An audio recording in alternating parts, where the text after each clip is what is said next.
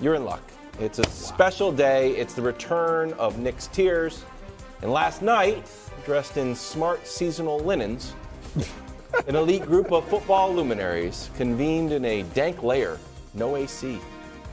And as the temperature boiled, they burned that midnight oil to deliver the best segment in all of sports television. Again, it's an honor and a privilege for the new season. It's time for Nick's Tears. Thank you so much for that great introduction. As always, Kevin Wildes. And for the audience, this will be our only Tears for a month. They then come back on a weekly basis. Of course, we do appreciate the committee members flying in for a one-night event. Get you ready for our training camp Tears. All 32 teams, of course, still alive. So we start at the very bottom. The Caleb Williams sweepstakes. Every win is a loss for these four teams. And by the way, I am not asking Roger Goodell to put his hand on the scales, but I am telling you this. The NFC could use a great quarterback or two, and the AFC West doesn't need him. So you want to help out the Raiders? You want to put some of that Jimmy G pixie dust on a few wins? That's fine with me. Arizona also, shout out to them for having 2 bites of the Caleb Williams apple, because they're on this tier, and they have the pick of a team on this next tier, which is... come on, fans. Just come watch our rookie quarterback. We don't really got much else to sell you, but we drafted a quarterback in the top 4, and it should be fun, and you should enjoy it, so come watch our rookie quarterback.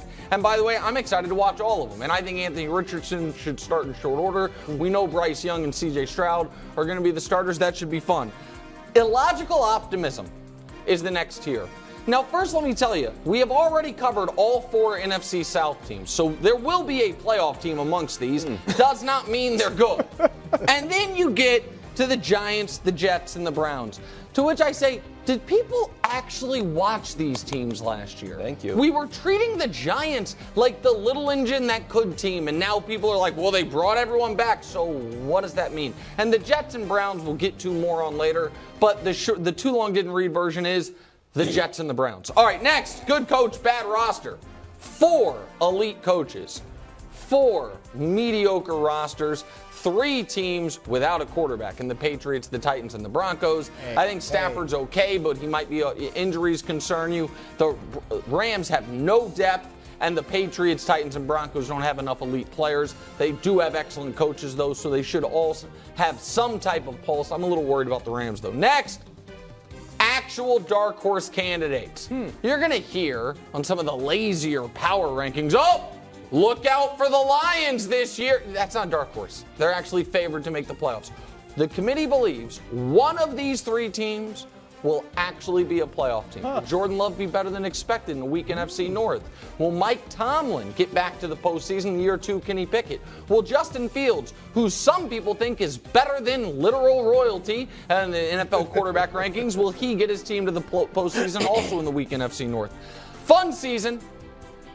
These 3 teams can't win a Super Bowl, but they also can't have a season that isn't enjoyable for their fans. For the Lions, you get to build on what you did last year, bite some kneecaps, see what Dan Campbell has going. For the Vikings, you get to watch Justin Jefferson, which is just a delight. And for the Seahawks, great young defense, Geno Smith. You can't win the Super Bowl, but you should have a fun 18 weeks and maybe 19 or 20 weeks you sneak into the playoffs. Podium spot. So this is what's interesting. All 4 of these teams have a quarterback who wants to be one of the 3 best in their conference. Trevor, Herbert, Tua, Josh Allen. But all of these teams have a quarterback that might end up clearly outside of the top 5 in their conference, just like the individual teams themselves. No one can argue any of these 4 teams should be ahead of the Chiefs or the Bengals or maybe one other team that's still yet to be revealed. But some of them will, and one of them thinks we could be the team that gets the honor of attending the Arrowhead Invitational and losing that game. We don't know. So they are all fighting for one of those podium spots. Next, Super Bowl upside if the quarterback delivers. These 3 teams have Super Bowl rosters. The Cowboys need Dak to cut down on the turnovers. The Ravens need Lamar to evolve a bit as a passer and stay healthy. And the Niners need Brock Purdy. I don't really know. I got to be honest with you. I know there's a lot of excitement around the Niners. I love the roster, and I picked them to go to the Super Bowl last year.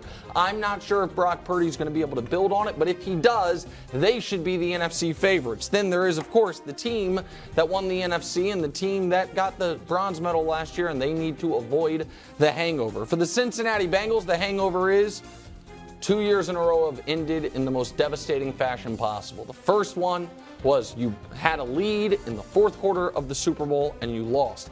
Last year, you talked so much trash, you went into Burrowhead, and then you went home crying. The Eagles, on the other hand, just the typical Super Bowl hangover, which is you had such a great year, you came so close, you didn't come through. And then last, of course, atop the tiers, Greg, is the 90s Bulls, otherwise known as the Kansas City Chiefs. Picking against them just makes you a contrarian. You don't truly believe it. You know they have the best player you've ever seen up to this point in your life. They also have the best coach, and they also have superstars everywhere else. It kind of spoils sports conversation, their mere existence, but you're also happy to be around to be able to tell your kids you watched it. So there it is. There's your tiers for the upcoming NFL season, Greg Jennings. First say this, I'm excited that tiers are back. Thank you. I was disappointed that I didn't get the invite to the committee members. Term limited. Okay. You had two. We got to. Well, no, there was fresh some blood. scandal there. Okay. Too. Oh, Don't forget that. However, there is a team that I'm actually pretty high on. Yeah. And you had them at a good coach, bad roster. Okay. I kind of want to Oh, fight the Rams? back on that. You like the No, Rams? not the Rams. The team to the far right, the Denver Oh, no, Broncos. you're going to do this? My I man. am gonna You do didn't this. learn from Bruce. My mistake? man. Nope, I think Brew was a season too early, but when you look at what they've acquired, obviously you talk about the good coach, that being Sean Payton. Yeah. Well, what does a good coach do? He starts to fix that bad roster. The first thing they go out and do is get an offensive lineman, Mike McGlinchey, you get another offensive guard, you get a defensive end, you start putting some pieces together for your most important player. Who is your most important player? That most important player is your quarterback. Russell Wilson, we all felt like going into last season, is this the year? Russell Wilson can do something special, possibly. He's in the division with Patrick Mahomes. Is he the second best quarterback in that division? Is he the third? Well, he had a terrible season. This is a bounce back revenge year for him. Okay. Jerry Jeudy, Courtland Sutton, all these guys that I'm naming. Marvin Mims, a guy that they got in the draft. You see on defense, they got a top 10 defense already with one of the best corners, if not the best corner in all of football. I agree. They have a really good roster. They just have very poor quarterback play. Yeah. Okay. And if Sean Payton, that good coach, can fix that issue, this team has a chance to do something special this year. If he can't, and he can't because he won't because Russ is cooked, the good news is that 5-year, $242 million extension he signed, it's actually not good news, hasn't even kicked in. Last thing I'll say. That starts next year. Last thing I'll say, Broncos country. Oh, no. Wow. The same rate that Bruce stepped on, Greg's now going to step on. I Bruce, like it, go ahead. Greg. I like the way you're thinking. But I don't like the way you were thinking. Actually, overall, the tiers were good. Thanks. But there was one level, the illogical optimism. And you kind of stabbed the Giants a little bit. I'm not that down on the Browns. In a bad NFC, they might sneak into the playoffs again. It's a bad conference.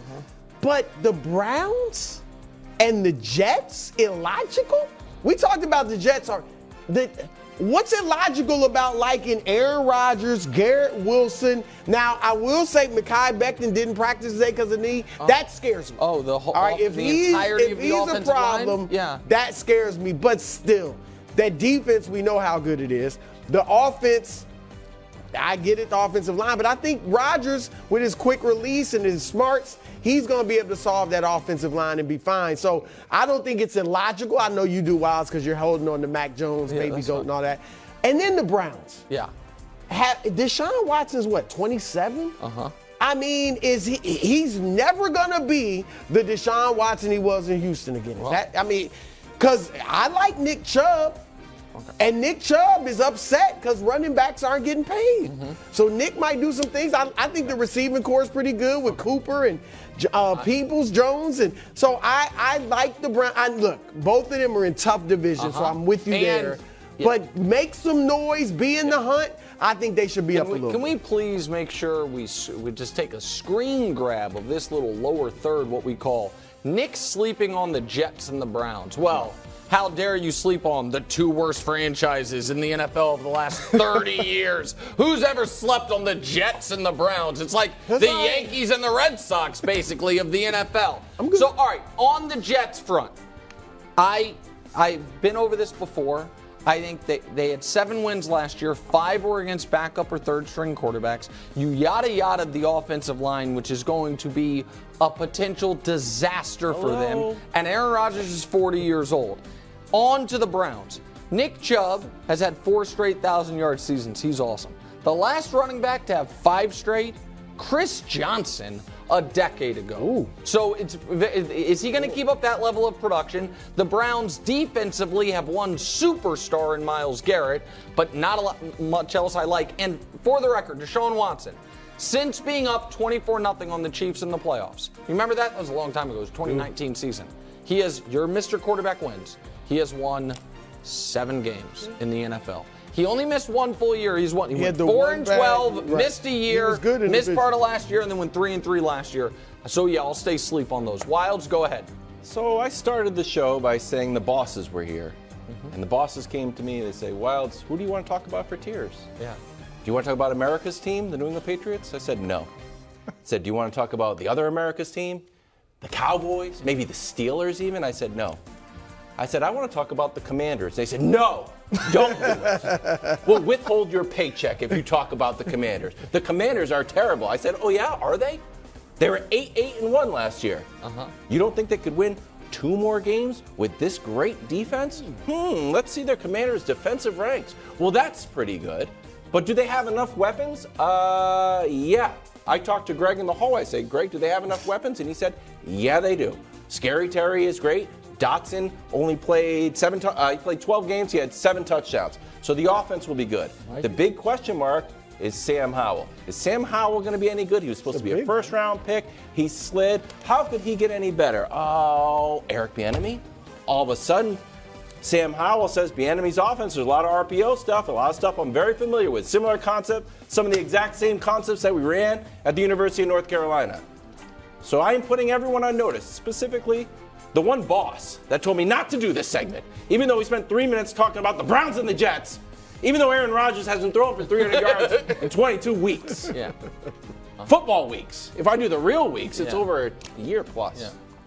Everyone's sleeping on the Commanders. They're 8-1. Someone's got to go worst to first. It might be the Commanders. First team to be last place in 500. Listen, that's a great job. That also was brought to you by the same people that gave you the Cardinals to the Super Bowl. Oh! The Commanders were And the Raiders, too. I didn't say they were going to the Super Bowl.